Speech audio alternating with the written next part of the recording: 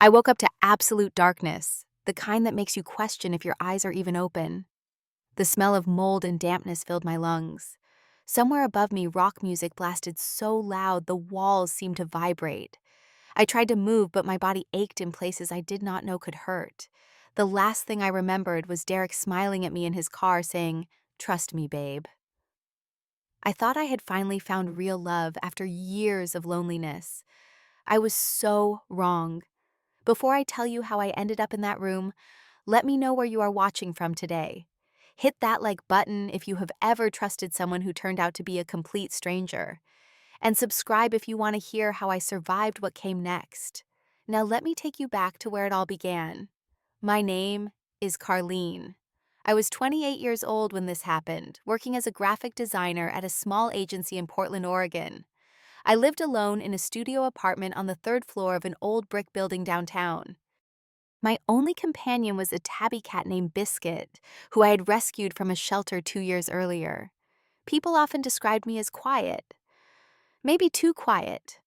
I had always been the type who preferred a night in with a good movie over crowded bars and loud parties. The truth is, I had my reasons for keeping to myself. Before Derek, there was Marcus.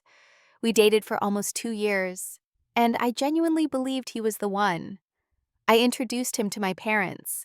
I talked about moving in together. I pictured a future with him. Then I found out he had been seeing someone else the entire time. Not just casually either. He had a whole other relationship running parallel to ours for over a year. The betrayal shattered something inside me. After Marcus, I built walls around my heart so high I could barely see over them myself. For 2 years, I focused on nothing but work. I poured all my energy into designing logos and branding packages for clients who did not care about my personal life. It was easier that way. My coworker Jenna was the only person who managed to break through my defenses. She sat at the desk next to mine and had this warm, persistent energy that refused to let me isolate completely. She would drag me to lunch, force me to attend office happy hours, and constantly remind me that life was meant to be lived. It was Jenna who eventually convinced me to download a dating app. I resisted for months, but she wore me down with her relentless optimism. "Just try it," she kept saying. "Not everyone is Marcus. You deserve to find someone who actually appreciates you." So one lonely Sunday night, I created a profile, swiped through a few faces, and matched with a guy named Derek. His profile said he was 31, a freelance photographer who loved traveling and capturing moments that told stories. His photos showed him hiking in the mountains, exploring city streets with a vintage camera around his neck, smiling at the camera with eyes that seemed genuinely kind. We started messaging, and the conversation flowed easier than I expected. He was witty without being arrogant, curious without being intrusive. After a week of texting, he asked me to meet for coffee. Our first date was at a small cafe downtown called the Copper Kettle. I arrived 10 minutes early, nervous in a way I had not felt in years. When Derek walked in, he was even more striking in person. He stood about 6 feet 2 inches tall, with dark brown hair that fell slightly across his forehead and green eyes that seemed to change shade depending on the light. He carried a film camera and old Pentax that looked like it had seen decades of use. Before even sitting down, he lifted it and snapped a photo of me. "Sorry," he laughed, lowering the camera. "I just wanted to capture something beautiful." It was cheesy. I knew it was cheesy, but something about the way he said it, so earnest and unguarded, made my heart skip.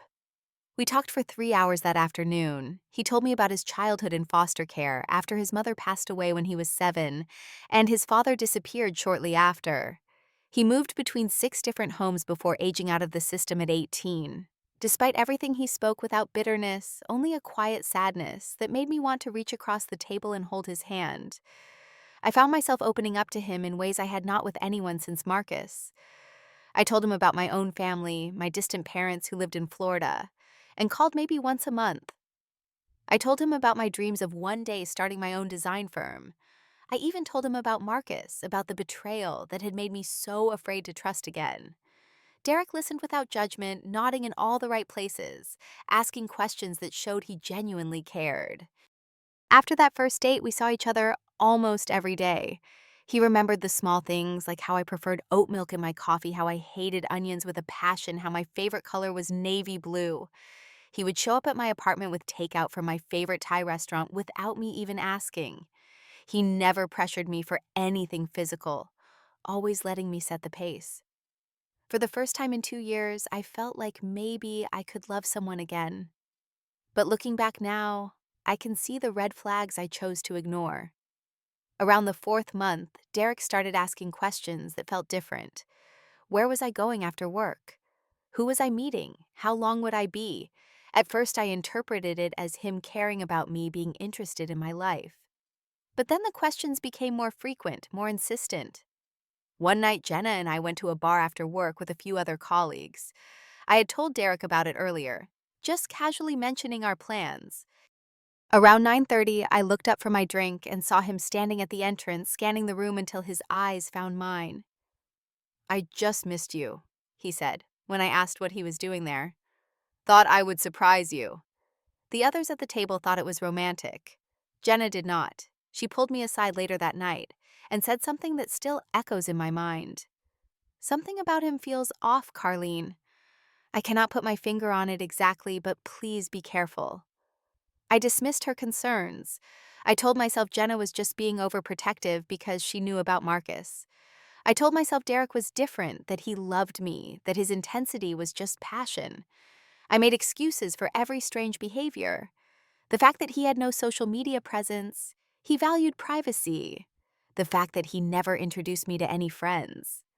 He was a loner just like me. The fact that I had never been to his place after 4 months together. He was staying temporarily with an old friend and felt embarrassed about it. I should have listened to Jenna. I should have trusted my own instincts. But when you want something to be true badly enough, you find ways to make yourself believe it. Our 6-month anniversary fell on a Saturday in early October. I planned everything carefully. I cleaned my apartment until it sparkled. I bought candles that smelled like vanilla and sandalwood. I spent hours in the kitchen making homemade pasta from scratch because Derek once mentioned it was his favorite meal. By 7 o'clock, the table was set, the wine was breathing, and I was wearing the navy blue sweater he loved seeing me in. 7:30 came and went, then 8, then 9. I called Derek at 9:15 and the phone rang until it went to voicemail. I sent a text asking if everything was okay. No response. By 10 o'clock, I had called him 12 times and sent over 20 messages. Nothing. At 11, I was pacing my apartment, my mind spinning through every possible explanation. Car accident, phone died, family emergency, something, anything that would explain the silence. He never showed up. Not that night, not the next day, not the day after that. For the first week, I operated in a state of desperate denial. I convinced myself something terrible must have happened to him. I called hospitals in the Portland area, asking if anyone matching his description had been admitted. I even went to the police station and tried to file a missing person report, but the officer explained that they could not do anything for an adult who simply stopped returning calls. There was no evidence of foul play, no reason to suspect anything criminal. The second week was worse. The denial cracked, and underneath it was a raw, aching confusion.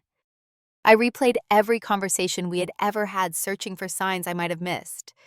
Had I said something wrong, done something to push him away? The uncertainty was its own kind of torture. At work, I could barely focus. I missed deadlines, made careless mistakes, and received a warning from my supervisor about my declining performance. Jenna covered for me as much as she could, taking on extra projects, making excuses to our boss. By the third week, I had to face the truth. Derek had ghosted me, 6 months of what I thought was a genuine connection, and he had simply vanished without a word of explanation. The humiliation burned almost as much as the heartbreak. I felt stupid for trusting him, stupid for ignoring the warning, stupid for believing that someone could actually love me. I deleted his number. I erased our text history.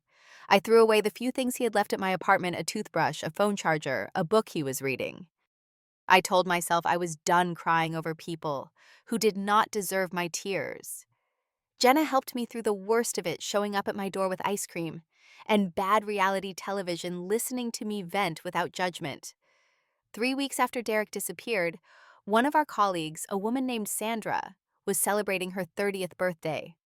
Jenna insisted I come to the party. "You need to get out of that apartment," she said. "You have been hiding for too long, just come for an hour. If you hate it, I will drive you home myself." I agreed mostly because I did not have the energy to argue anymore. The party was at a rental house in the suburbs, a spacious place with a big backyard and enough room for the 30 or so people Sandra had invited. I told myself I would stay for one drink, show my face, then slip out quietly. By 10 o'clock, I had consumed far more than one drink. The alcohol numbed the edges of my pain, made the music sound better, made the laughter around me feel less alienating. Jenna had left around 9:30, something about an early morning the next day. I assured her I would call a rideshare when I was ready to leave. At 11, I was standing alone near the kitchen, scrolling through my phone, and considering ordering that rideshare when I heard a voice behind me that made my blood freeze. "Carlene." I turned around, and there he was, Derek, standing in the doorway like the past 3 weeks had never happened, like he had not shattered my heart and disappeared without a trace.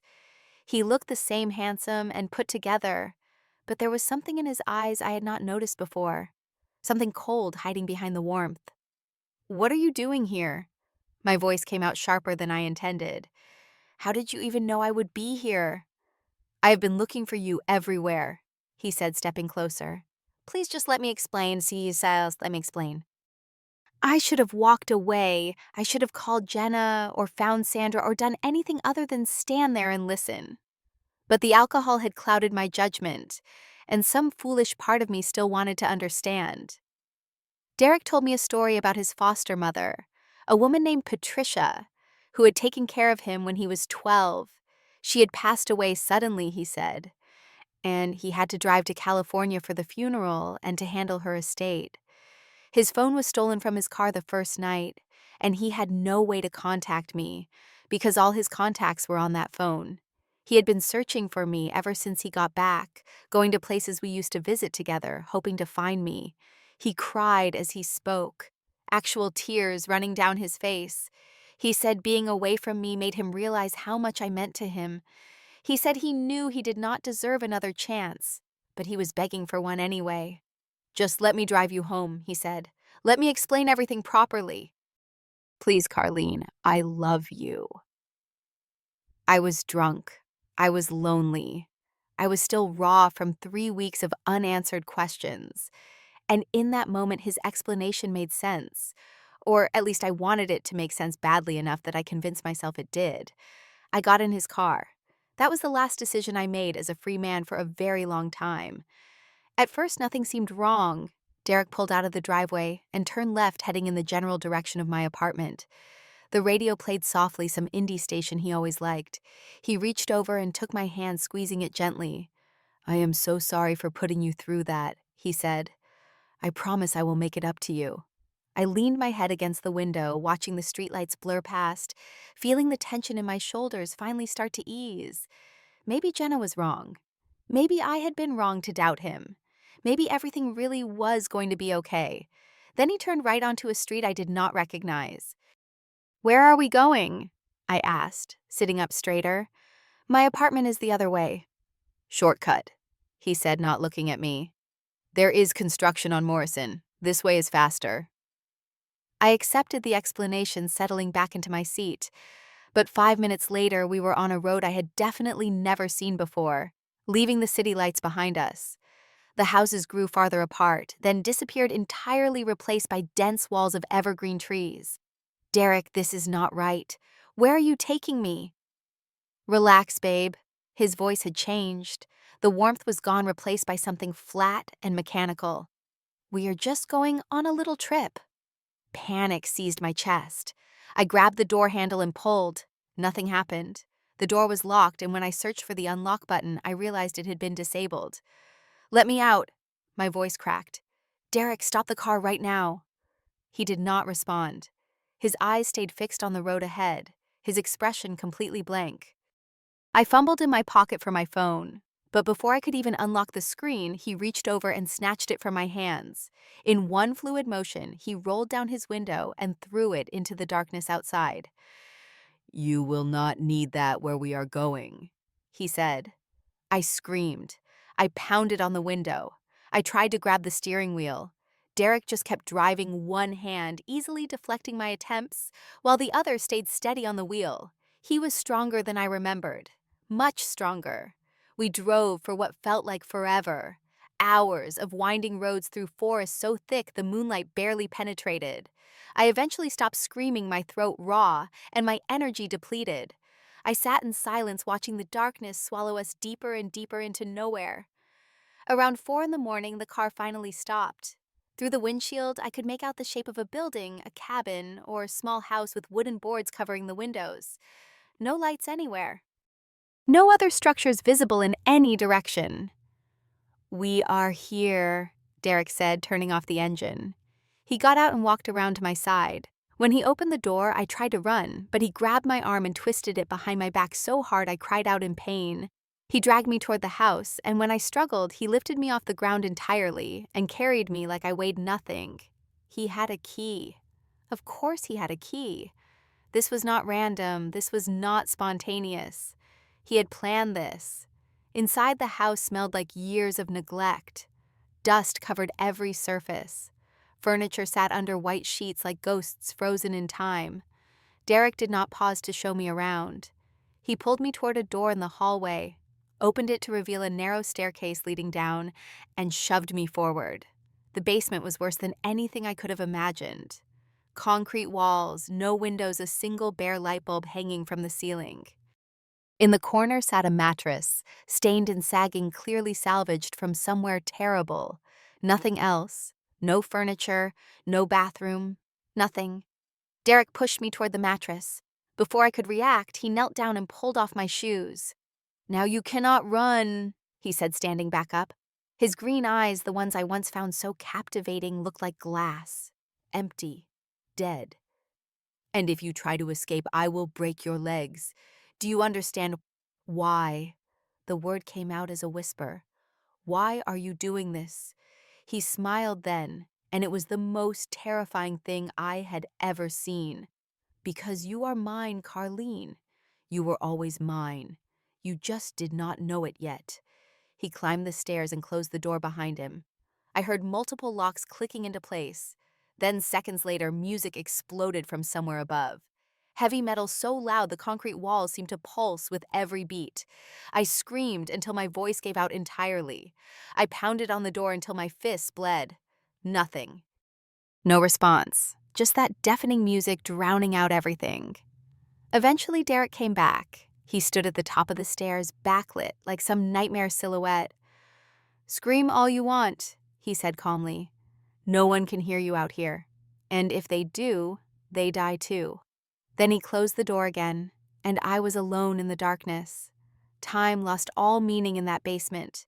There were no windows, no clocks, no way to distinguish day from night. The single light bulb stayed on constantly, casting everything in a harsh, unforgiving glow. I slept when exhaustion overwhelmed me, and woke when nightmares became too unbearable to continue. Derek visited once a day, sometimes more, sometimes less. He would bring food, usually bread and water, occasionally an apple or a sandwich. He talked to me like nothing was wrong, calling me babe, asking about my day, telling me about things he had seen outside. It was like he genuinely believed we were still in a relationship, just one that happened to take place in a locked basement in the middle of nowhere. Through his ramblings, I started piecing together the truth about who Derek really was. He had been watching me long before we matched on that dating app. Months before, actually. He had seen me at a coffee shop near my office and become obsessed. He learned my schedule, my habits, my routines. He found out about Marcus through social media, about the breakup, about my retreat into isolation. He created a dating profile specifically designed to appeal to me, using carefully chosen photos and a backstory that would trigger my empathy. Our chance meeting was anything but. The ghosting was also calculated. He wanted me desperate. He wanted me confused and heartbroken and vulnerable.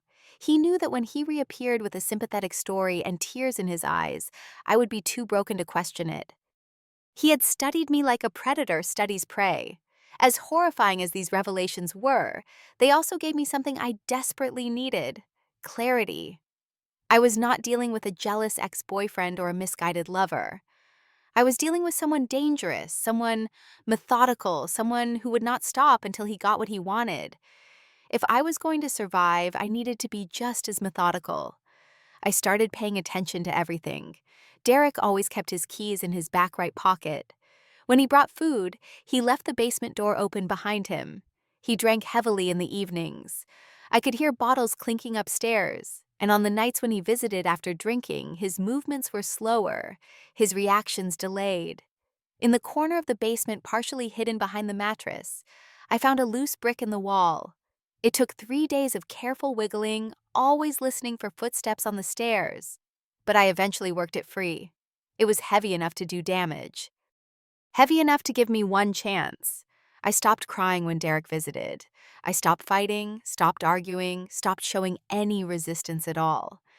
I asked him questions about his life, pretended to be interested in his answers.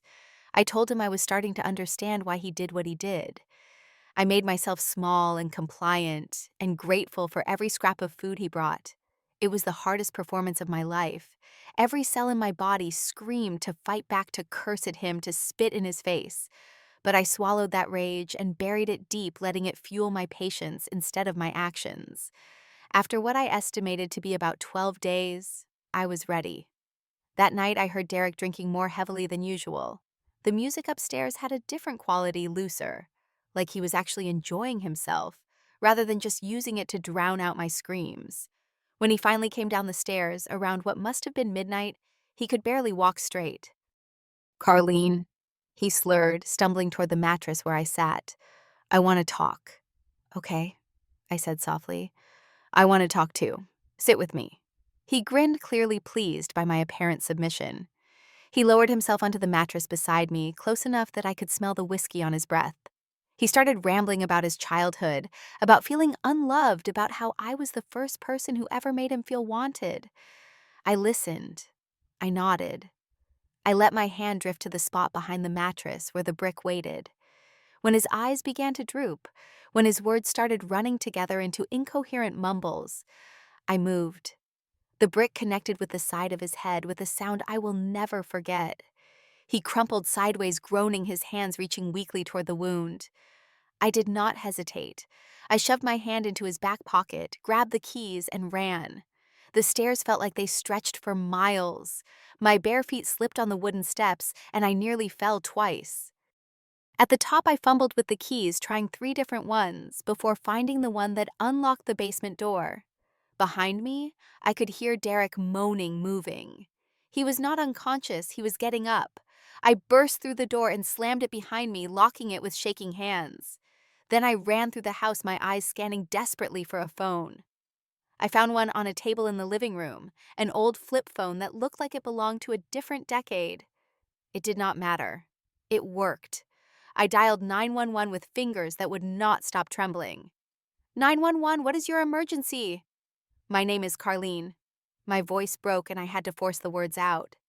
"I have been kidnapped. I am in a house in the woods. I do not know exactly where.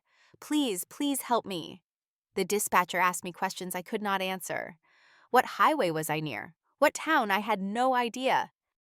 All I knew was that Derek had driven for about 4 hours from Portland, mostly on back roads through forests. The dispatcher told me to stay on the line, that they were tracing the phone signal, that help was coming. I heard pounding from the basement door. Derek was awake. Derek was angry. I ran outside into the cold night air, into a forest so dark I could barely see my own hands.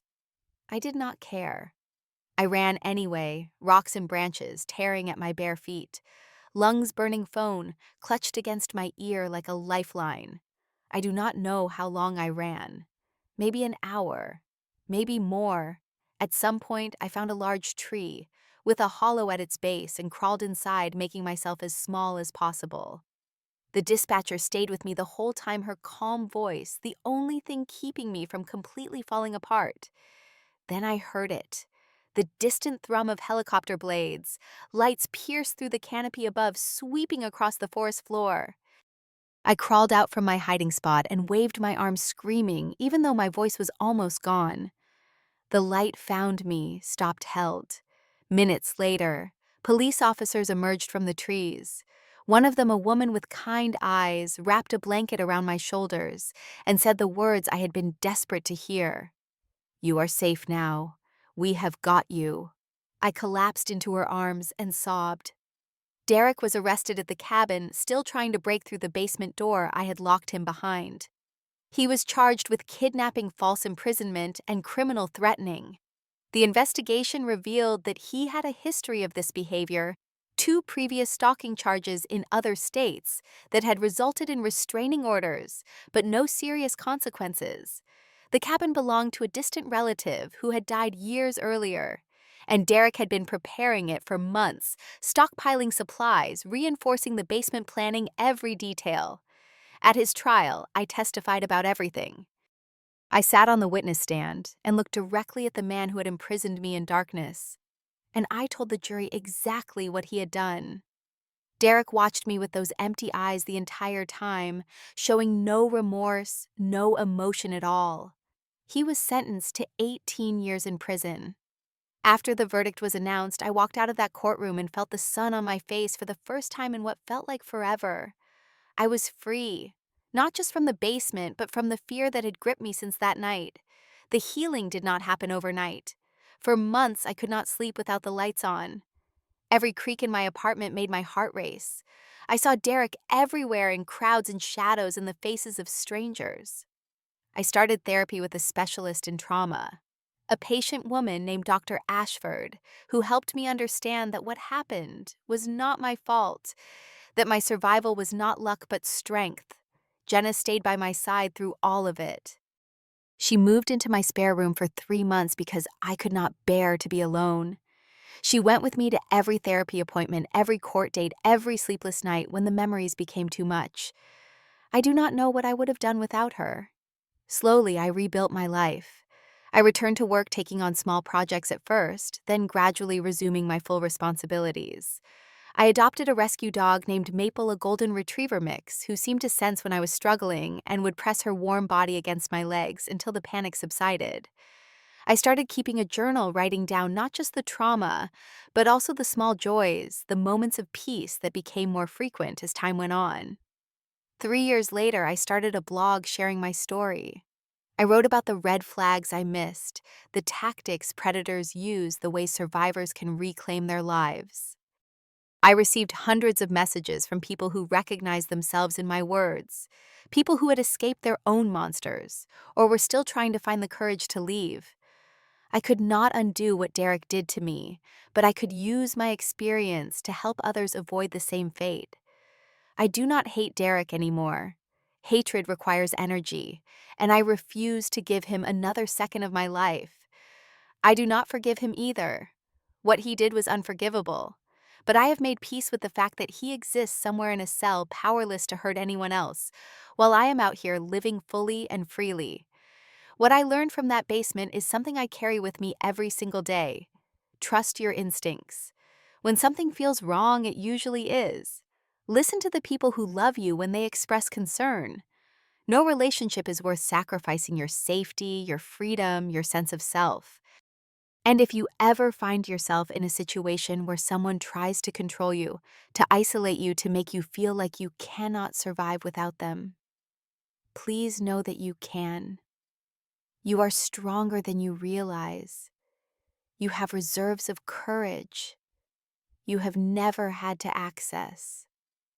And there is always, always a way out.